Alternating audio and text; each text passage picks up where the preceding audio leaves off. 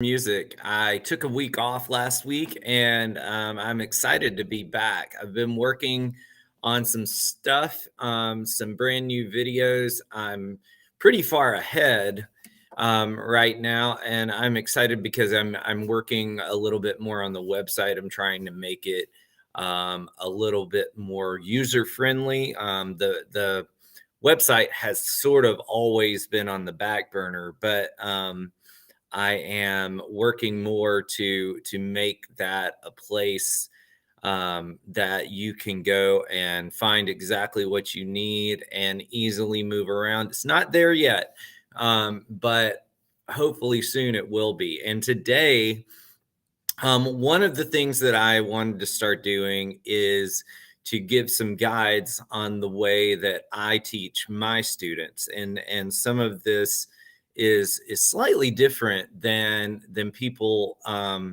would normally teach guitar. So, um, in the past, you would maybe learn the open strings, and then you might learn a couple of simple melodies like Twinkle, Twinkle, Little Star. And I still do those things. But when you got into actually learning songs, you jumped right into chords most of the time. So you did open strings, maybe a couple of things where you played the frets, and then you jump right in to learning chords. Now that there's nothing wrong with that as long as you can play the chords.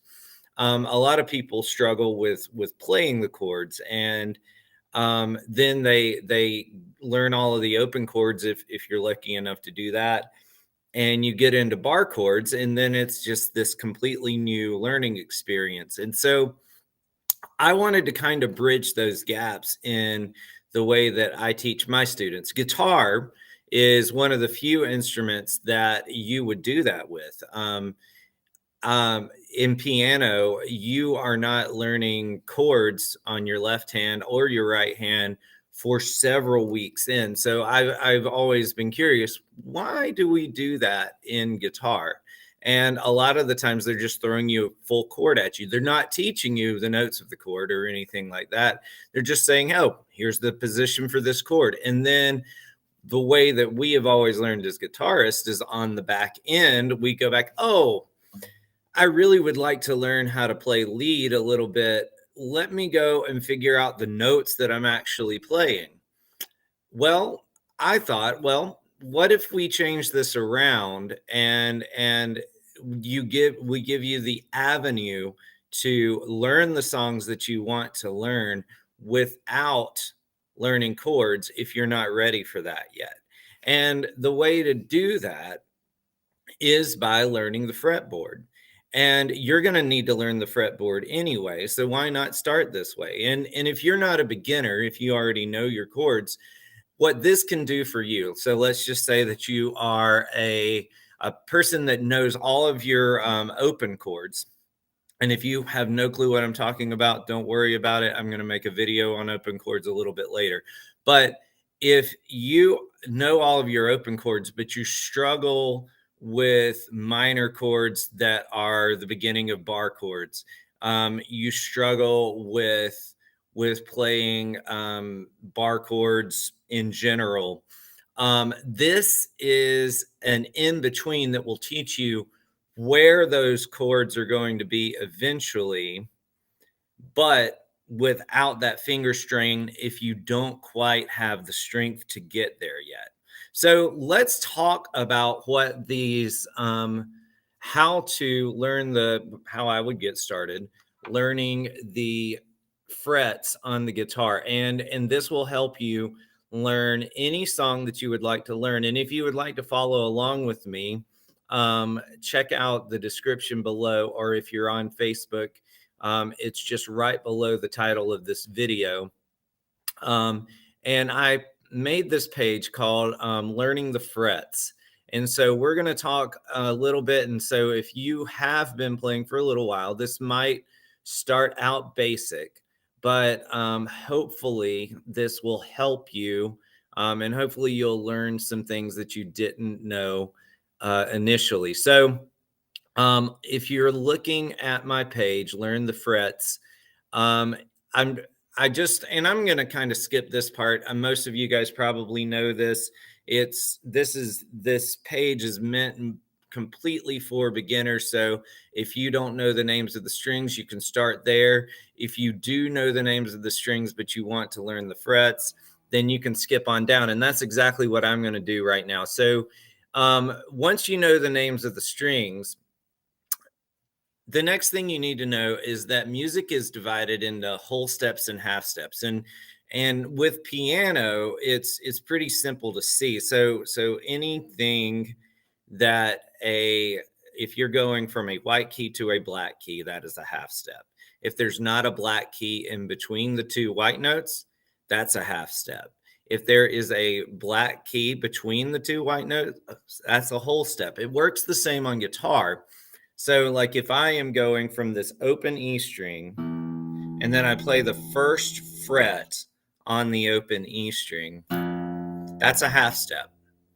So if I skipped that first fret and played the second fret, that's called a whole step. So half step and whole step. And so the way that works, if you're going from fret to fret, if you move from, say, the third fret to the fourth fret to the next adjacent fret, then that is a half step. If you skip a fret, that is a whole step. All right, so now that we know that, the next thing that we need to know is which notes have half steps and which notes have whole steps in between them. So in the Western music system, we are using A through G as our half and whole steps. And if you're following along with me, I have this page pulled up that shows you the notes that have half steps between them and the notes that have whole steps between them. There are only two notes that don't have sharps or flats that have half steps in between them, and that's B and C and E and F. So all of your other notes are going to have whole steps. There's a whole step between A and B, a whole step between C and D, a whole step between D and E, and a whole step between F and G. And the only two half steps are B and C and E and F. And so what you're going to do after that, the next slide, it shows that with those notes that have whole steps in between them. So let's just use A, for example. So if I was going down the A string and I was playing A, this next note on the first fret, since it is a half step, and we know that between A and B, there is a whole step. So if we're going from A to B, we would need to go to the second fret, A, B, just like that. So what is this note called? So this note, when there is a whole step between two letters that are just an A or a B, then this is either a sharp or a flat. So this is going to be the sharp of the note that came before it. So the note that came before was A. So this would be an A sharp. Or it's going to be the flat of the note that comes after it. So the note that comes after it is B. So this is a B flat. So A sharp or B flat right here. And that's the way that it works going up. So if I was going up the A string, this would be A sharp or B flat, then B. And remember, there's a half step between B and C. So this would just be a C. Then when I move up, that would be C sharp or D flat. So remember, C sharp, it is the sharp of the note that came before it and the flat of the note that comes after it. So C sharp or D flat, and then D. And if you're looking at my chart, I end at the fifth fret. And the reason I am ending at the fifth fret, and it looks like I need to fix one of these that I'm seeing right now. So I will fix that A as I'm looking at it right now. Once you get to the fifth fret, notice that this last note is a D. And that's the same as your next note. And you can do that going up the frets. So you've all of these using half steps and whole steps, you know, you can go through the whole fretboard and learn the whole fretboard pretty easily. But right now, all you need to know are the notes on the first 5 frets of the E string, the A string, and the D string. And the reason for that is when we're playing along with our songs and when we're substituting chords that we can't quite play yet, we want to use the lower strings. And once we make it through to the D string, we have pretty much every note we would possibly need to play any song. Doesn't matter what key it's in, doesn't matter anything like that. We know everything that we need to know to play the song. So now that we know that, and you can use my fret guide in that description, in that the description link, to just follow along with me if you haven't done that yet. But now pick any song that you want. On my guide, I have Sweet Home Alabama. So Sweet Home Alabama is pretty simple, has 3 chords, goes the whole time. So the way I would use this system to play Sweet Home Alabama is you're going to first look at the chord chart, and the chords for Sweet Home Alabama are D. So I would play an open D string. C. So I would play the 3rd fret of the A. And then G. So I would play the 3rd fret of the low E. So D, C, G. Now, the next thing that you need to know, and one of the things that you got to get used to when you're playing guitar, is that a lot of times our guides, our chord charts, don't show us what rhythm to play. So you have to have an idea of what the song sounds like. So for Sweet Home Alabama, I would just do each note twice, and then when I get to the G, I would play it 4 times. So it would go D, D, C, G, D, C, G. And so now what you've learned with this song is now you are going to know where the D note is, where the C note is, and where the G note is. And that may seem simple enough. This may seem like it's not guitar. It may seem like because somebody's told you this, you're playing the bass part. But what happens next is when you do get ready to play chords, and when you are ready to switch between chords and your fingers are strong enough, you're already learning part of the song. You're just learning it in a smaller step. So what I just played was D, C, G. So when you start learning the chords, you've got a D chord, and then you've got a C chord, and then you got a G chord. Now notice, they're using those same notes that I just did. So all you're going to do is you're just going to add the chord to it.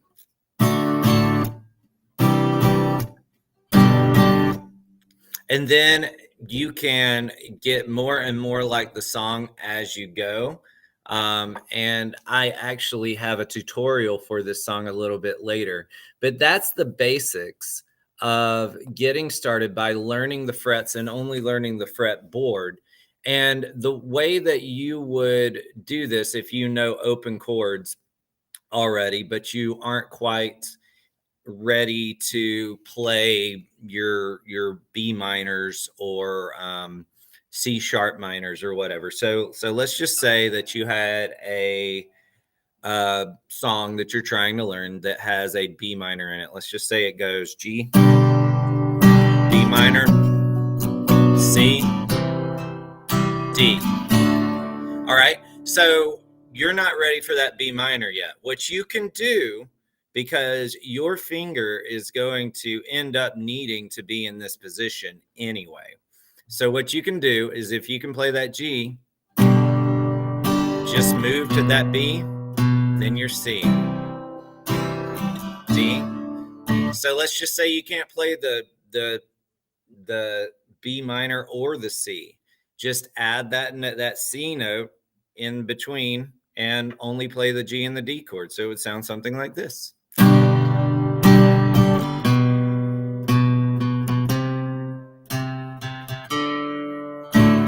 And then you can slowly move into those chords. So the next step for that B minor might be to add one extra finger. So let's just add that second finger to it. So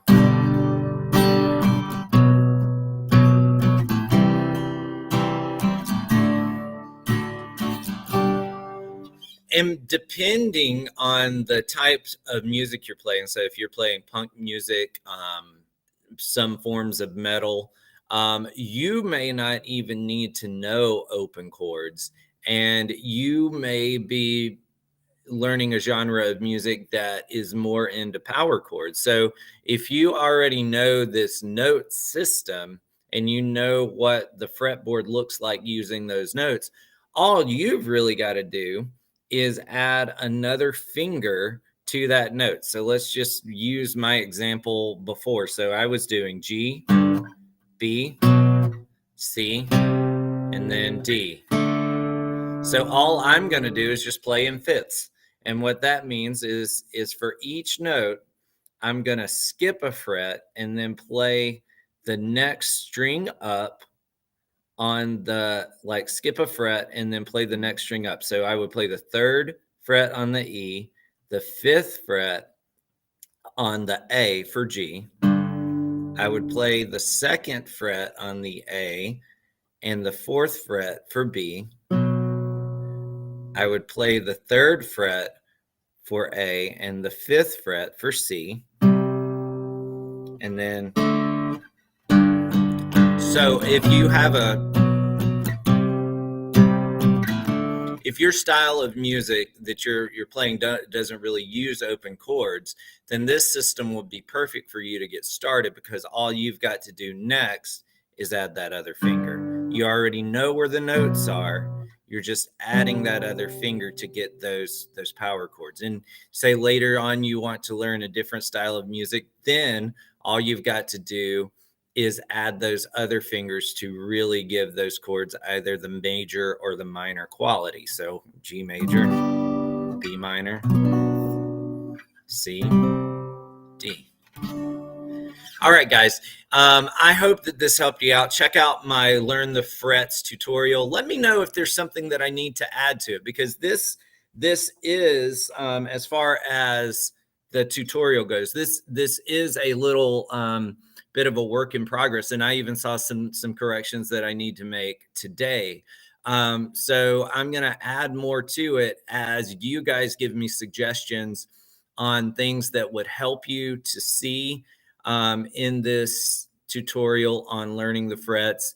Some things that have helped you, I'll add those things in as well.